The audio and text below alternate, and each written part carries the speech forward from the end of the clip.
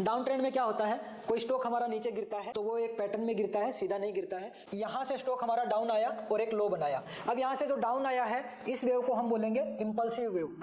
इस वेव को हम बोलेंगे इंपल्सिव वेव। जो रेड कलर में आपको दिख रही है वो इंपल्सिव वेव। और ये जो हल्का सा ऊपर में गया है रिटेस्ट के लिए, इसको हम बोलेंगे करेक्टिव वेव।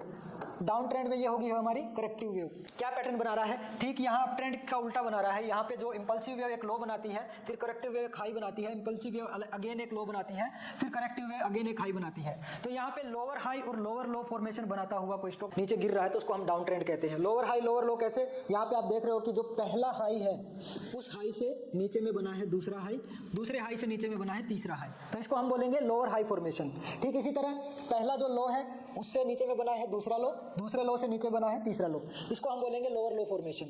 तो अगर कोई स्टॉक लोअर लो और लोअर हाई पैटर्न बनाता हुआ अगर नीचे गिरता है तो उसको हम बोलेंगे डाउन ट्रेंड। अब एक चीज का ध्यान रखना, यहाँ पे जो इंपल्सिव वेव होती है, चाहे वो अप ट्रेंड में हो चाहे वो डाउन ट्रेंड में, उसकी जो लेंथ है वो ज्यादा होती है as compare to corrective wave. Down trend में देखो क्या कर रहा है स्टॉक हमारा, यहाँ से यहाँ पे आप देखो ये एक हाई है, ये हाई है जो उससे नीचे है, तीसरा जो हाई है वो उससे नीचे है, चौथा हाई उससे नीचे है, लोअर हाई फॉर्मेशन बना रहा है। ठीक इसी तरह लोअर लो फॉर्मेशन बनाता हुआ स्टॉक हमारा नीचे गिर रहा है। अब यहाँ पे ठीक सेम वैसा ही केस है, यहाँ पे जो लो बनाया है इसी रेंज में ये लो बनाए हैं, इसी रेंज में ये लो बनाए हैं, लोअर लो यहाँ पे नहीं बनाए हैं। बट ये जो हाई बनाए हैं ये भी हमारे जो पिछले जो हाई है उनसे नीचे को बनाए हैं, फिर उसके बाद इसको ब्रेक करता हुआ वो जो हमारा पैटर्न को सेम रखा, लोअर लो और लोअर हाई पैटर्न को सेम रखा, और यहाँ से स्टॉक हमारा डाउन ट्रेंड में ही रहा।